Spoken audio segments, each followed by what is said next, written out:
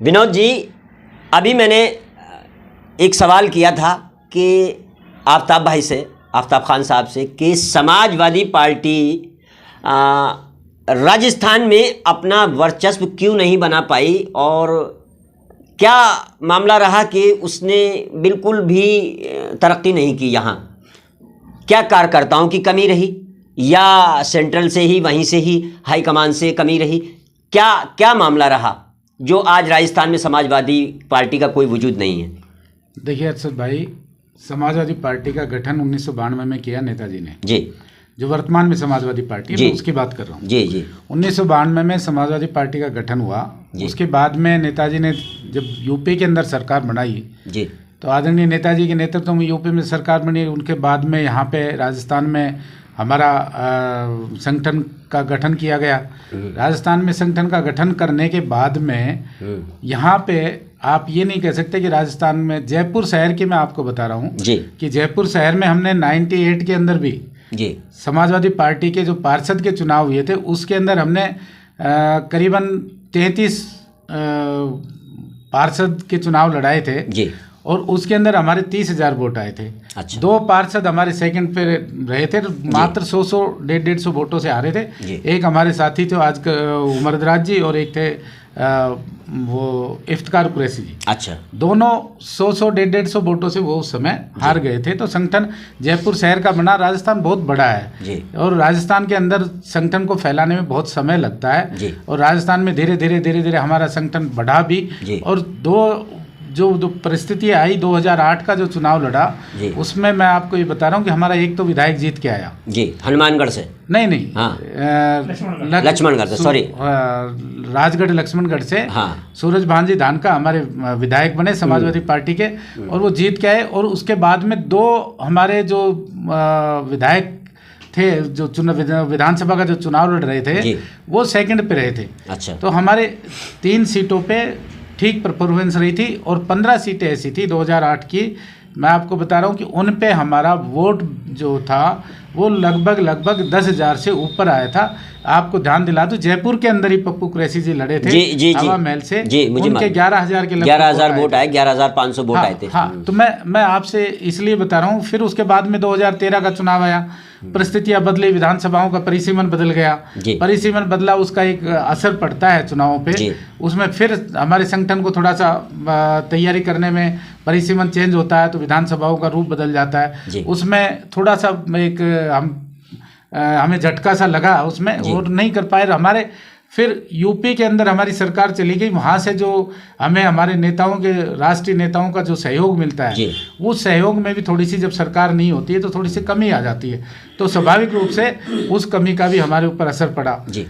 आदरणीय नेताजी जब चलते हैं तो देश के अंदर उनकी एक इमेज है और देश के अंदर उनका एक खांटी समाजवादी के नाम से वो जाने जाते हैं। तो उनका एक कुछ शारीरिक रूप से स्वास्थ्य भी थोड़ा कमजोर हो गया, उसका भी हमारे राजस्थान में संगठन पे असर पड़ा।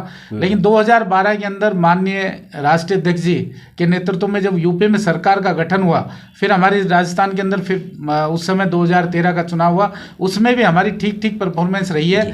और 2013 के अंदर हम, ऐसा नहीं था कि नुकसान हुआ हो हमें, लेकिन हाँ, हमारा विधायक नहीं जीत पाए। जो सूरज भांजी विधायक थे उनको पहले से ज़्यादा वोट मिला जी। पहले उनको 45,000 पे जीत मिल गई थी, दोबारा 57,000 से भी ऊपर वोट मिला, लेकिन वो चुनाव हार गए क्योंकि सरकार, कांग्रेस और बीजेपी ने दोनों ने मिलकर ऐसा खेल खेला था कि समाजवादी पार्टी को वहाँ वो रोकने में सफल हो गए।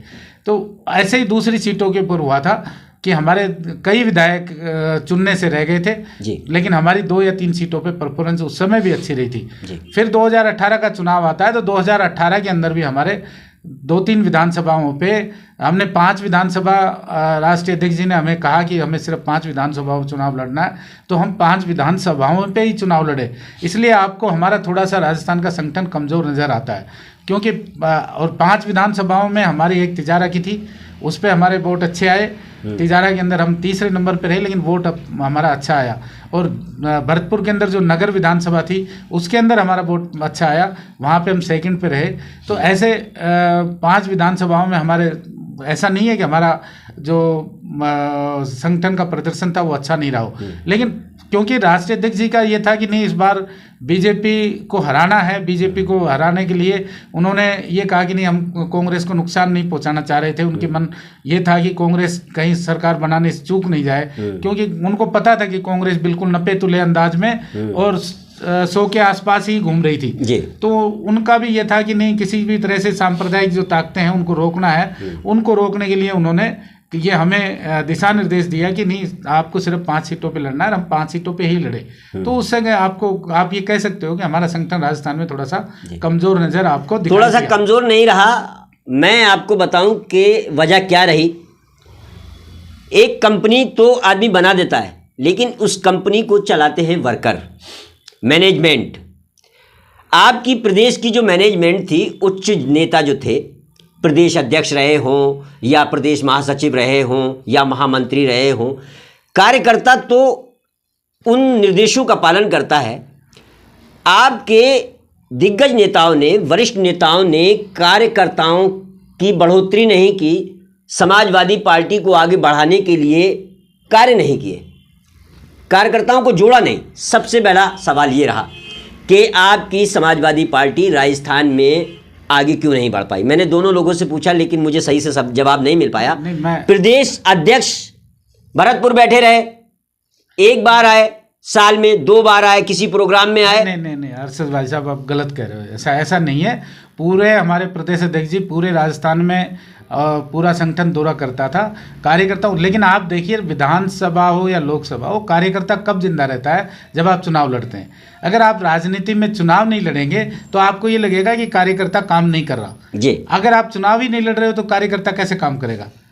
आप ये नहीं कह सकते कि यहाँ पे जो कार्यकारिणी थी नहीं, तो चुनाव लड़ाना था ना। चुनाव तो जब हाईकमान कहेगा तभी तो आप चुनाव लड़ेंगे। चुनाव तो कार्यकर्ता ही लड़ता है ना। राष्ट्रीय अध्यक्ष जी का ये जब हमें डायरेक्शन मिल गई, उनके दिशा निर्देश मिल गए कि हमें मात्र 18 में 5 सीटों पे लड़ना है, तो 5 सीटों से ऊपर हम लड़ कैसे सकते थे? और 5 सीटों पे ही हमने चुनाव लड़ा। 5 सीटों पे चुनाव लड़े तो दूसरे वर्करों की क्षमता, हमारे वोट का परसेंटेज, वो तो नीचे जाना ही था जी। तो ऐसा नहीं है कि आप ये कहें कि भाई उसमें वर्करों का, उनका वर्कर सब तैयार थे, आज भी तैयार है। लेकिन राजस्थान के अंदर आज क्या परिस्थिति है? आज भी अगर आप ये देखेंगे कि यूपी में हमारी सरकार बनने वाली है, कोई ऐसी सकोर सुबह है ही नहीं। यूपी के अंदर भी सरकार बनेगी और राष्ट्रीय अध्यक्ष जी का हमें ये डायरेक्शन है कि यूपी के चुनाव हो जाने दो, उसके बाद राजस्थान पे ध्यान देंगे।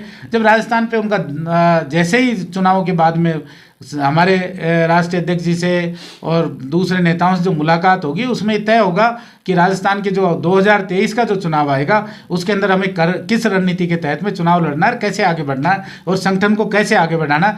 ये बिल्कुल सही है। हमारा एक एक वर्कर और एक एक विचारधारा से जुड़ा हुआ कार्यकर्ता आज भी समाजवादी विचारधारा से उसी तरह से जुड़ा हुआ है, वो निष्क्रिय नहीं हुआ है। लेकिन क्योंकि चुनाव नहीं लड़ोगे तो आप सामने दिखेगा। विनोद जी, मैं चूंकि सवाल तो अरशद भाई आपने विनोद जी से किया था जी, और अतीत में मैं भी समाजवादी पार्टी का हिस्सा रहा जी और महत्वपूर्ण पदों पर रहा जी, जयपुर जिला अध्यक्ष भी रहा। तो जब पप्पू कुरैशी के वोट आए 13,000, तब मैं ही जिला अध्यक्ष था जी।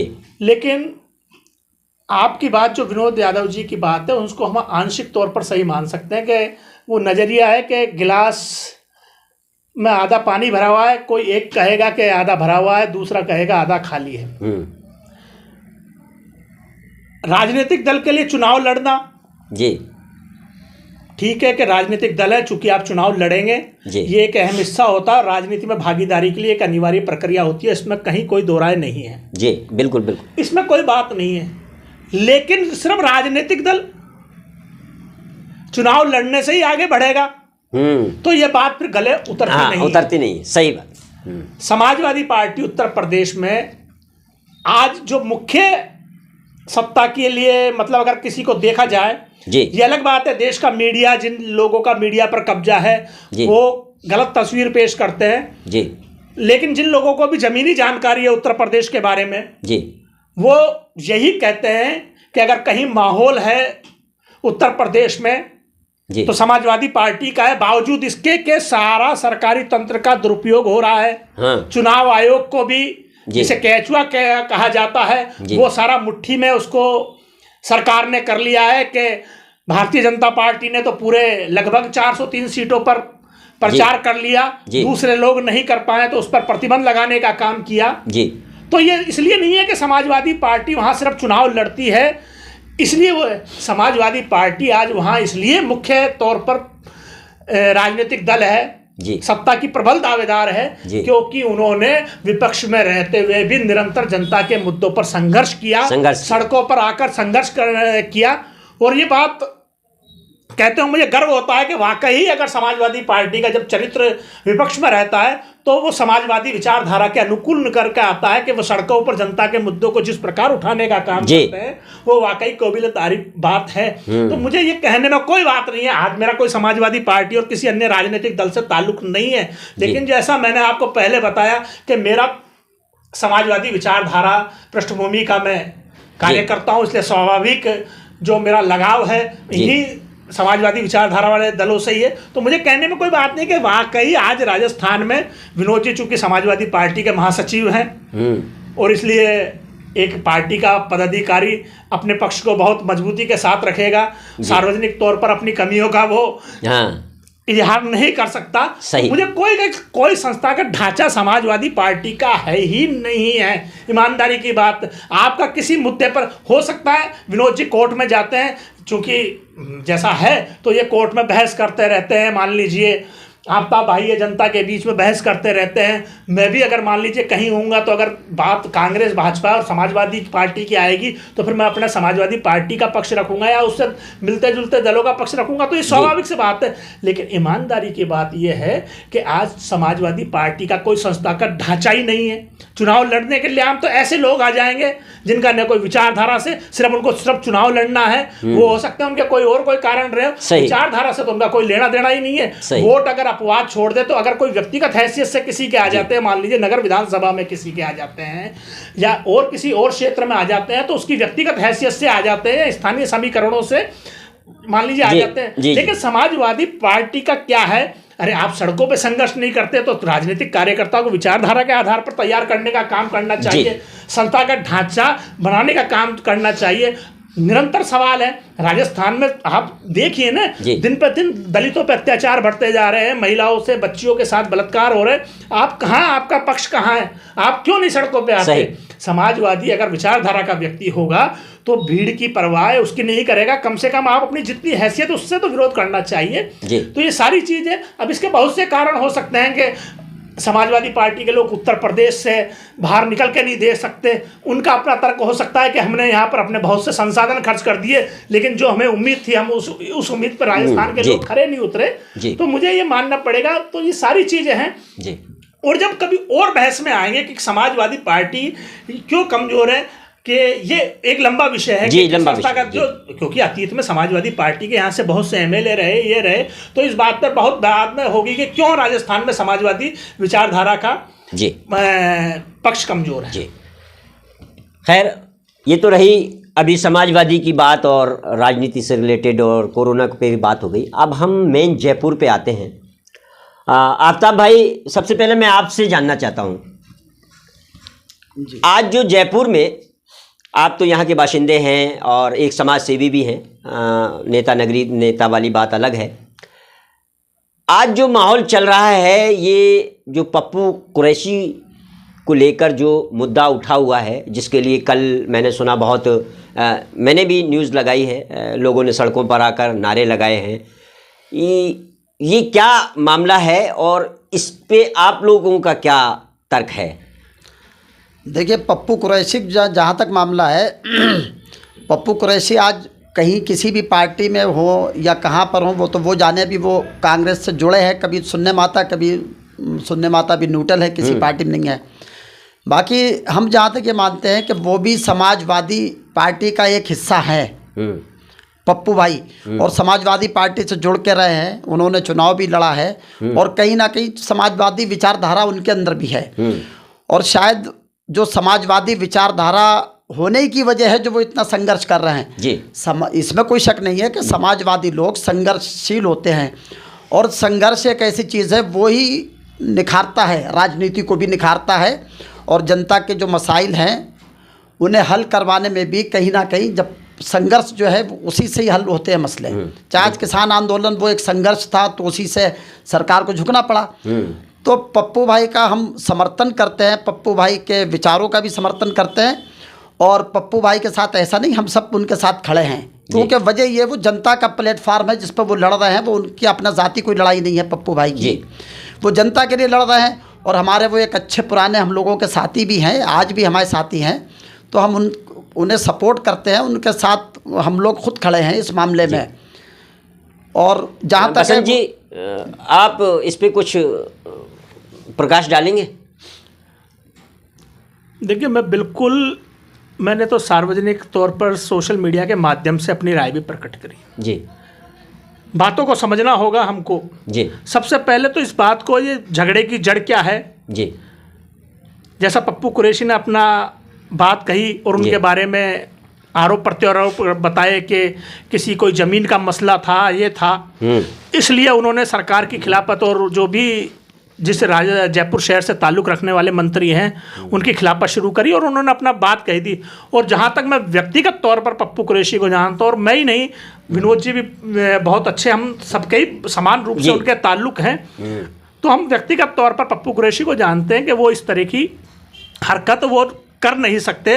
वो लालची किस्म के व्यक्ति नहीं है और कोई गैर कानूनी काम वो अपना करते नहीं हैं। तो सीधी सी बात है, उन्होंने जिस पार्टी में हैं वो, क्योंकि कांग्रेस में वो बाकायदा हैं, रहे, वो विचारधारा उनकी समाजवादी रही और समाजवादी विचारधारा कहीं ना कहीं उभर कर सामने आती है, क्योंकि समाजवादी व्यक्ति कहीं भी हो अन्याय सही नहीं कर सकता अगर उसका भी जमीन जिंदा है। तो यहाँ भी उन्होंने देखा कि निरंतर जिस तरीके से, और कोरोना काल में भी भट्टा बस्ती में जिस प्रकार से जो राशन की सामग्रियां आई थी खुर्द बुर्द की गई कांग्रेस कार्यकर्ताओं के, उसके खिलाफ भी उन्होंने आवाज उठाई और उन्होंने बताया कि जिस तरीके से निरंतर उन्होंने जनता की बात कही, उन्होंने बहुत बुनियादी सवाल उठाए कि आप छोटे मोटे कोई काम कर दो, थाने में फ़ोन कर दो, फलाना फ़ोन कर दो, इससे नहीं। उन्होंने सवाल उठाया कि आप क्यों नहीं उनके क्षेत्र में, आप सारी जगह, हमारा मतभेद हो सकता है कि महात्मा गांधी की अंग्रेजी माध्यम के विद्यालय खुल रहे हैं, क्यों मुसलमान हवा महल क्षेत्र में नहीं खुल रहे हैं भाई साहब? क्यों वहाँ के हॉस्पिटल की चिकित्सा सुविधा नहीं हो रही है? क्यों वहाँ पर उर्दू के टीचरों की जो अभी मैपिंग हुई है, जो उर्दू के टीचरों की आपने कम कर दी? तो ऐसे सवाल वो निरंतर उठाते रहे। और फिर ये कौन सा तरीका है कि जब आम कार्यकर्ता की बात हो तो आप संविधान की बात करो, सिद्धांतों की बात करो, और जब आप अपने चहेतों को फायदा पहुंचाने की बात हो, अपना खुद का जाति फायदा पहुंचाने की बात हो, तो आप फिर सारे उन चीज़ें सिद्धांतों को दरकिनार करने का काम कर दो।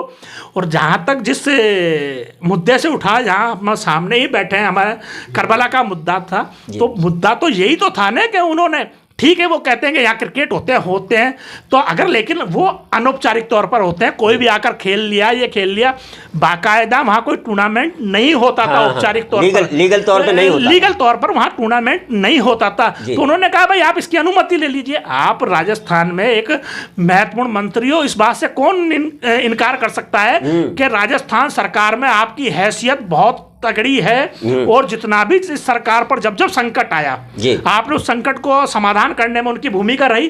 तो आप और कहीं भी उस टूर्नामेंट को कर सकते थे, कहीं कर सकते थे, आपके पास इतने संसाधन हैं, ठीक है, नहीं कर सकते थे तो आप वहाँ जो भी अथॉरिटी है जो इसके लिए अधिकृत करती है उनसे आप अनुमति लेते नहीं देते। और अगर और कोई जगह नहीं है तो मंत्री के तौर पर भी और सरकार के तौर पर भी आपके लिए शर्मिंदगी का विषय है कि आपकी इतनी बड़ी कॉन्स्टिट्यूंसी में कोई क्रिकेट टूर्नामेंट के लिए जगह नहीं है। तो ये भी शर्मिंदगी का विषय है। सही बात। लेकिन सबसे बड़ी बात, अगर आपकी नाइतफाकी होती है लोकतंत्र में और वो आपका ही कार्यकर्ता है जिसने बाकायदा उस समय तक पार्टी से इस्तीफा भी नहीं दिया, आप उसको थाने में ले जाते हैं और जिम्मेदार अधिकारी, आरपीएस अधिकारी, मैंने तो उस आरपीएस अधिकारी का एक और वो वीडियो भी देखा, वो वाकई निहायत बदतमीज किस्म के अधिकारी है। इस तरीके से आप डराने धमकाने का काम करते हैं तो ये तो बात नाकाबिले बर्दाश्त है और लोकतंत्र में, जमहूरियत में इस चीज़ को बर्दाश्त किया भी नहीं जा सकता। इसलिए हम पप्पू कुरैशी हमारे साथी हैं, इसलिए नहीं उनके साथ हैं, हम इसलिए उनके साथ हैं कि वाकई वो बात जो सैद्धांतिक तौर पर पप्पू कुरैशी सही है और जो मांग वो उठा रहे हैं वो जायज़ है, इसलिए हम उनका समर्थन करते हैं।